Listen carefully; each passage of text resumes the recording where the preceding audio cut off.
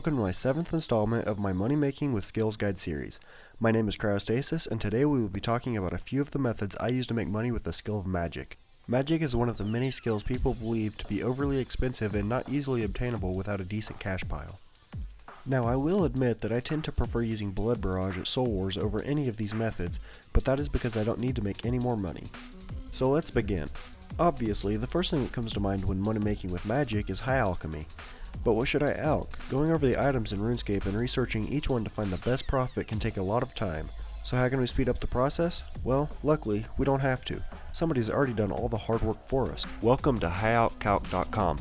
This website is constantly being updated with the latest prices on hundreds of RuneScape items and the cost of nature runes. It has options including show free-to-play only, show items that give loss, enable safe by price, an option to choose whether or not you're buying the nature runes or not, and a minimum and maximum profit margin. Before I go any further, I will admit that this website does have a drawback. The drawback being that this website does have advertisements for gold sellers. Just ignore those and this website is almost perfect. Once you have filled in all the filters according to your preferences, go ahead and scroll down. You will find several item names with either gold or silver stars next to their names, a buying price, the alch value which is based off of the high alch value, not the low one, a profit margin, and the last updating section. Now let me explain what each of these means. Obviously enough, the item name is what you will be alching. The stars next to the name show whether the item is for members only or free-to-play as well. Free-to-play items are represented by a silver star, and members items are represented by a gold star. The buy price is what the current GE value of the item is currently set at according to the last update. The alch value is what the item will give you in return for being alched. The profit margin shows how much difference there is between the buy price and the alch value minus the value of the nature runes. In other words, it shows how much potential profit there is to be made with each alch of that item.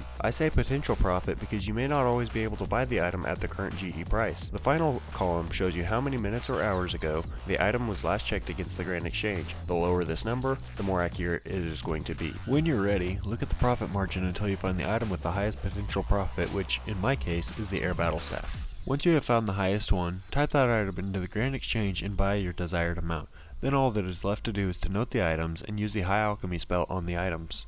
Before you start alching, however, I'd like to point out that there are a few staves that can help you save a little money. A Staff of Fire, Fire Battle Staff, Steam Battle Staff, or Lava Battle Staff will all provide unlimited amounts of fire runes for you. The Nature Staff will hold up to 1000 nature runes and has a small chance of providing a nature rune for you, thus saving one of your own nature runes. The Nature Staff is purchasable at Daemonheim for 12,500 tokens. The next method I like to talk about is using a humidify spell on objects such as vials. Vials filled with water are worth several times the amount of unfilled vials. This spell takes 1 astral rune, 3 water runes, and 1 fire rune per cast.